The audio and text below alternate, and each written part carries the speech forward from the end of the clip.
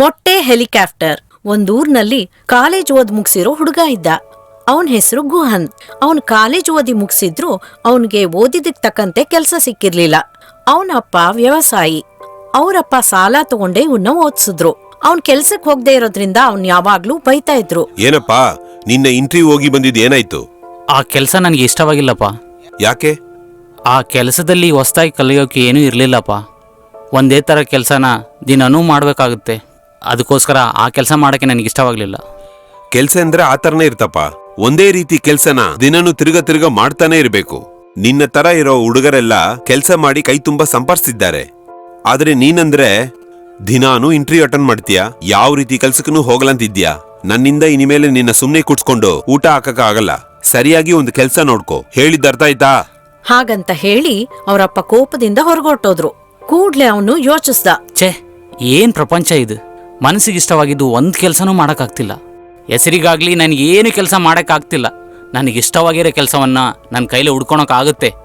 ಮನಸ್ಸಿಗೆ ಇಷ್ಟವಾಗಿರೋ ಕೆಲಸವನ್ನು ಹುಡುಕಿನವರೆಗೂ ನಾನು ಯಾವ್ದಾದ್ರೂ ಒಂದು ಕೆಲಸ ನೋಡ್ಕೊಂಡ್ಲೇಬೇಕು. ದಿನನಿತ್ಯನೂ ಹೀಗೆ ಅಪ್ಪನ ಹತ್ರ ಬೈಸ್ಕೊಳಕ್ ಆಗೋದಿಲ್ಲ ಅಂತ ಯಾವ್ದಾದ್ರೂ ಒಂದು ಕೆಲ್ಸ ಮಾಡೋಣ ಅಂತ ಆ ಊರ್ನಲ್ಲೇ ಇರೋ ಒಂದು ದಿನಸಿ ಅಂಗಡಿನಲ್ಲಿ ಕೆಲ್ಸಕ್ ಸೇರ್ದ. ಅಲ್ಲಿ ಸಾಮಾನ್ ತಗೊಳಕ್ ಬರೋ ಸ್ವಲ್ಪ ಜನ ಅವನನ್ನ ಛೇಡಿಸ್ತಾ ಇದ್ರು. ಏನಪ್ಪಾ ಗುಗನ್, ಕಾಲೇಜ್ ಓದಿ ಮುಗಿಸಿ ಕಿರಾಣಿ ಅಂಗಡಿಲಿ ಕೆಲಸ ಮಾಡ್ತಾ ಇದ್ಯಾ? ಯಾವ್ದಾದ್ರೂ ಆಫೀಸ್ ಕೆಲಸ ನೋಡ್ಕೊಂಡು ಹೋಗ್ಬೋದಲ್ವಾ?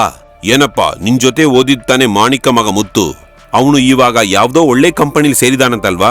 ಕೈ ತುಂಬಾ ಸಂಬಳ ತಗೊಂಡಿದ್ದಾನೆ. ನೀನೇನಂದ್ರೆ ಅಂಗಡಿಲಿ ಕೂತ್ಕೊಂಡು ಪಟ್ನ ಕಟ್ತಾ ಇದ್ದೀಯಾ? ಏನು, ಡಿಗ್ರಿ ಮುಗಿಸಿದ್ರೆ ಆಫೀಸ್ ಕೆಲಸನೇ ನೋಡ್ಬೇಕಂತ ಏನಾದ್ರೂ ನಿಯಮ ಇದೆಯಾನಾ?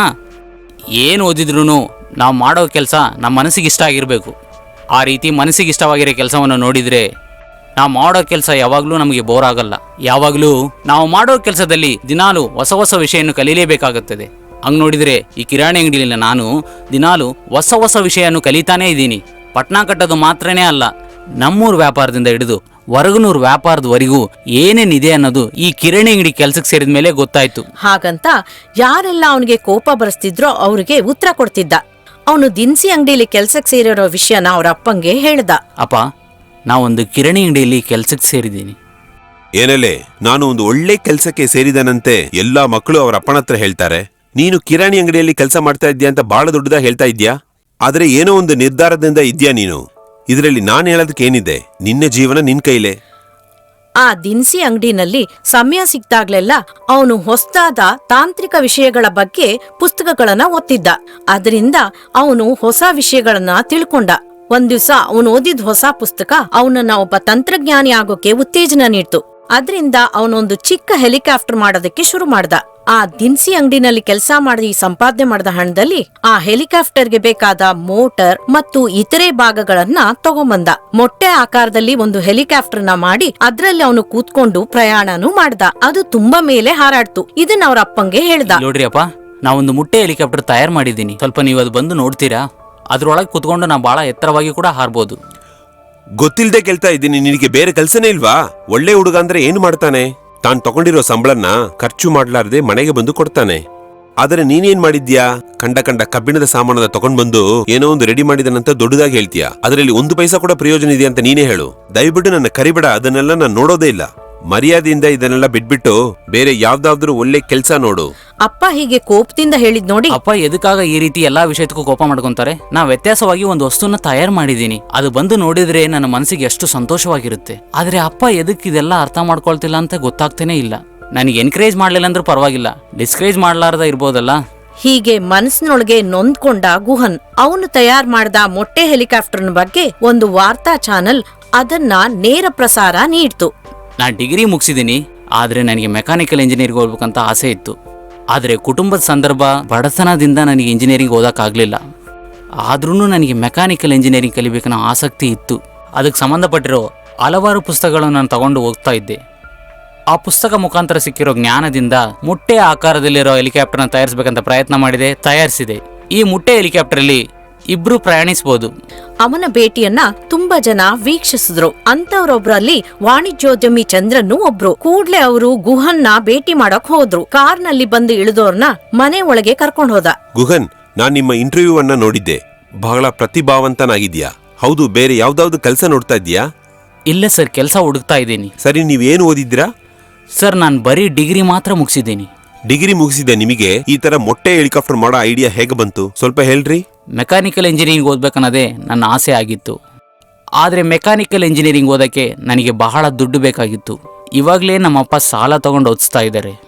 ಇದರಲ್ಲಿ ಮೆಕ್ಯಾನಿಕಲ್ ಇಂಜಿನಿಯರಿಂಗ್ ಎಲ್ಲೂ ಓದಬೇಕು, ಅದಕ್ಕೋಸ್ಕರ ಮೆಕ್ಯಾನಿಕಲ್ ಇಂಜಿನಿಯರಿಂಗ್ ಸಂಬಂಧಪಟ್ಟ ಬುಕ್ಗಳನ್ನು ತಗೊಂಡು ಓದ್ತಾ ಇದ್ದೆ.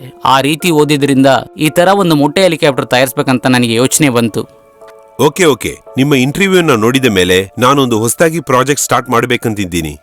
ನೀವು ತಯಾರು ಮಾಡಿರೋ ಈ ಮೊಟ್ಟೆ ಹೆಲಿಕಾಪ್ಟರ್ನ ಇನ್ನೂ ಸ್ವಲ್ಪ ಡೆವಲಪ್ ಮಾಡಿ ಆಧುನಿಕ ರೀತಿಯಲ್ಲಿ ಇಬ್ರು ಪ್ರಯಾಣಿಸೋ ತರ ಮಾಡಬೇಕು. ಅದಕ್ಕಾಗಿರೋ ಪ್ರಾಜೆಕ್ಟ್ ನನ್ನ ಹತ್ರ ರೆಡಿಯಾಗಿದೆ. ಇದು ಬಹಳ ದೊಡ್ಡದಾಗಿ ಮಾಡಬೇಕಂತ ನನ್ನ ಹತ್ರ ಐಡಿಯಾ ಇದೆ. ಅದರಲ್ಲಿ ನೀವು ವರ್ಕಿಂಗ್ ಪಾರ್ಟ್ನರ್ ಜಾಯಿನ್ ಮಾಡ್ತೀರಾ? ಸರ್, ಏನ್ ಸರ್ ಹಿಂಗೆ ಕೇಳ್ತಾ ಇದ್ದೀರಾ? ಎಷ್ಟು ದೊಡ್ಡ ಅವಕಾಶ ಇದು. ಯಾರಾದ್ರೂ ಮಿಸ್ ಮಾಡ್ತಾರಾ ಇದು? ಖಂಡಿತ ಜಾಯಿನ್ ಮಾಡ್ತೀನಿ ಸರ್. ಸರಿ, ಬೇಗನೆ ಕಂಪನಿ ಸ್ಟಾರ್ಟ್ ಮಾಡೋ ತರ ಕೆಲಸನ ಆರಂಭಿಸುತ್ತೇನೆ. ಹೇಳ್ಬಿಟ್ಟು ಅವರು ಹೊರಟೋದ್ರು. ದೊಡ್ಡ ವಾಣಿಜ್ಯೋದ್ಯಮಿಯಾದ ಚಂದ್ರನ್ ಹತ್ರ ವರ್ಕಿಂಗ್ ಪಾರ್ಟ್ನರ್ ಆಗಿ ಸೇರಿದ ವಿಷಯನ ಅವ್ರ ಅಪ್ಪನ ಹತ್ರ ಹೇಳ್ದ.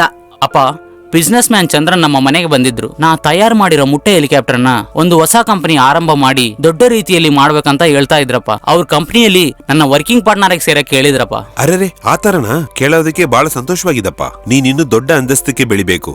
ಖಂಡಿತ ಅಪ್ಪ, ನನಗಿಷ್ಟವಾದ ಕೆಲಸನ ನಾನು ಹುಡುಕ್ತಾ ಇದ್ದೆ. ಆ ರೀತಿ ಅವಕಾಶ ನನಗೀಗ ಸಿಕ್ಕಿದೆ. ಖಂಡಿತ ಈ ಅವಕಾಶನ ಮಿಸ್ ಮಾಡಲ್ಲಪ್ಪ. ದೊಡ್ಡ ಅಂತಸ್ತಕ್ಕೆ ನನ್ನ ಜೀವನದಲ್ಲಿ ನಾ ಬೆಳಿತೀನಪ್ಪ. ನಾನು ನಿನ್ನ ಆವಾಗವಾಗ ಬಹಳ ಬೈದಿದ್ದೀನಿ. ಅದನ್ನೆಲ್ಲ ಮನಸ್ಸಿನೊಳಗೆ ಇಟ್ಕೋಬೇಡಪ್ಪ. ಎಲ್ಲ ನೀನು ಚೆನ್ನಾಗಿ ಬರ್ಬೇಕನ್ನೋ ಕಾರಣಕ್ಕಾಗಿ. ತನ್ನ ಮಗ ಜೀವನದಲ್ಲಿ ಬೆಳಿಬೇಕನ್ನೋ ಯೋಚನೆನೇ ಎಲ್ಲ ಅಪ್ಪಂದ್ರಿಗೂ ಇರತ್ತೆ. ಎಲ್ಲಿ ನಿನ್ನ ಜೀವನದಲ್ಲಿ ಬೆಳೆಯಲ್ಲನ್ನೋ ಭಯದಲ್ಲಿ ನಾನು ಆವಾಗವಾಗ ಬೈತಾ ಇರ್ತೀನಿ. ನನಗೆ ಚೆನ್ನಾಗೇ ಗೊತ್ತಪ್ಪ. ಕೆಲವು ಸಮಯದಲ್ಲಿ ನೀವು ಬೈಬೇಕಾದ್ರೆ ನನಗೆ ಬಹಳ ಕಷ್ಟ ಆಗ್ತಿತ್ತು. ಆದ್ರೆ ಕೆಲವೊಂದು ಸಮಯದಲ್ಲಿ ನಾನು ನಿಮಗೆ ಕಷ್ಟ ಕೊಡ್ತಾ ಇದ್ದೀನಿ ಅಂತ ಅನ್ಕೊಂಡು ನೊಂದ್ಕೊಂತಾ ಇದ್ದೆಪ್ಪ. ಒಳ್ಳೇದಪ್ಪ. ಒಬ್ಬ ಅಪ್ಪನ ಮನಸ್ಸನ್ನು ಚೆನ್ನಾಗಿ ಅರ್ಥ ಮಾಡ್ಕೊಂಡಿದ್ಯಾ. ಆಮೇಲೆ ನಾನು ನಿನ್ನ ಹತ್ರ ಒಂದು ಕೇಳ್ಬೇಕು. ಹಾ, ಕೇಳುವಪ್ಪ. ಆವತ್ತು ನೀನು ಮೊಟ್ಟೆ ಹೆಲಿಕಾಪ್ಟರ್ನ ತಯಾರಿಸಿದಾಗ ನನ್ನ ಬಂದು ಕರೆದು ಆಸೆಯಿಂದ ನೋಡೋಕ್ ಹೇಳಿದ್ದಿ. ಅದರಲ್ಲಿ ಒಂದು ರೌಂಡ್ ಹೋಗಿ ಬರೋಣ ಅಂತ ಕೇಳಿದ್ದಿ. ಆಗ ನನ್ನ ಕೋಪದಲ್ಲಿ ಹಾಗಲ್ಲ ಅಂತ ಹೇಳಿದ್ದೆ. ಈಗ ಮೊಟ್ಟೆ ಹೆಲಿಕಾಪ್ಟರ್ಲಿ ನನ್ನ ಒಂದು ರೌಂಡ್ ಕರ್ಕೊಂಡು ಹೋಗ್ತೀಯಾ? ಏನಪ್ಪ ಹಿಂಗ್ ಕೇಳ್ತಾ ಇದ್ದೀರಾ? ಬರ್ರಿ, ಒಂದ್ ರೌಂಡ್ ಎದಕ್ಕೆ, ಎಷ್ಟು ರೌಂಡ್ ಬೇಕಾದ್ರೂ ಸುತ್ತಬಹುದು. ಅವನು ಅವ್ರ ಅಪ್ಪನ್ನ ಕರ್ಕೊಂಡ್ಬಂದು ಮೊಟ್ಟೆ ಹೆಲಿಕಾಪ್ಟರ್ ನಲ್ಲಿ ಒಂದು ಸುತ್ತಿಸ್ದ. ಅವ್ರ ಅಪ್ಪಂಗೆ ಮನಸ್ಸಿನಲ್ಲಿ ತುಂಬಾ ಆಶ್ಚರ್ಯ ಅನಿಸ್ತು. ನನ್ನ ಮಗನ ಯಾವ ರೀತಿಯೆಲ್ಲ ಬೈದಿದ್ದೆ. ನಿಜವಾಗ್ಲೂ ಅವನು ಇಷ್ಟವಾಗಿರೋ ಕೆಲ್ಸ ಮಾಡಾಕ್ತಾ ಅವನು ಇಷ್ಟು ದಿವ್ಸ ಕಾಯ್ತಿದ್ದ. ಇದು ಗೊತ್ತಾಗ್ಲಾರ್ದೆ ನಾನು ಅವನ ಇಷ್ಟು ದಿವ್ಸ ಬೈತಾ ಇದ್ದೆ. ದಯವಿಟ್ಟು ನನ್ನ ಕ್ಷಮಿಸ್ಬಿಡಪ್ಪ. ಹೀಗೆ ಮನಸ್ನೊಳಗೇನೆ ಮಗನ ಹತ್ರ ಕ್ಷಮೆ ಕೇಳಿದ್ರು. ಮೊಟ್ಟೆ ಹೆಲಿಕಾಪ್ಟರ್ ಕೆಳಗಡೆ ಇಳೀತು. ಗುಹನ್ ಅಪ್ಪ ಕೆಳಗಡೆ ಇಳಿದ್ರು. ಈಗ ಅವ್ರ ಮನಸ್ಸಿನಲ್ಲಿ ಅವರ ಮಗನ ಭವಿಷ್ಯದ ಬಗ್ಗೆ ಯಾವ ಯೋಚನೆನೂ ಇಲ್ಲ.